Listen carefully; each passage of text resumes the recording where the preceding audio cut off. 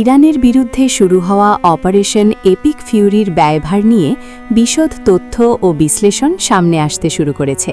যদিও পেন্টাগন এখনও যুদ্ধের মোট খরচের আনুষ্ঠানিক কোনো হিসাব প্রকাশ করেনি, তবে সামরিক বিশেষজ্ঞরা এই অভিযানের ব্যয় নিয়ে ভয়াবহ পূর্বাভাস দিচ্ছেন।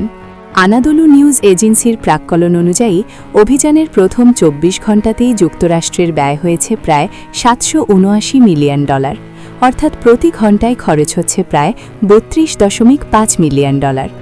এর বাইরে বিমান পুনঃস্থাপন, ১ ডজনেরও বেশি নৌযান মোতায়েন ও আঞ্চলিক সম্পদ সচল করার মতো প্রাক আক্রমণ প্রস্তুতিতে অতিরিক্ত আরও $৬৩০ মিলিয়ন খরচ হয়েছে বলে ধারণা করা হচ্ছে।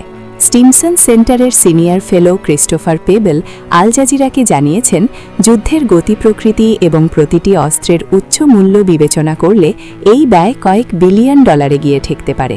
উদাহরণস্বরূপ, centre for a new American সিকিউরিটির তথ্যমতে ইউএসএস জেরাল্ড আর ফোর্ডের মতো একটি ক্যারিয়ার স্ট্রাইক গ্রুপ পরিচালনা করতেই প্রতিদিন প্রায় $৬.৫ মিলিয়ন ব্যয় হয়।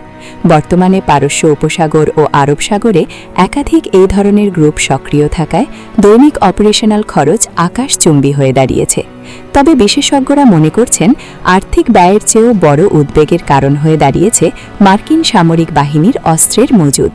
ক্রিস্টোফার পেবেল আরও সতর্ক করেছেন, ইরান ও তার প্রক্সি গোষ্ঠীগুলোর আক্রমণ মোকাবিলায় যেভাবে উচ্চ গতির ইন্টারসেপশন বা ক্ষেপণাস্ত্র ধ্বংসকারী প্রযুক্তি ব্যবহার করা হচ্ছে, তা অনির্দিষ্টকাল চালিয়ে যাওয়া সম্ভব নয়।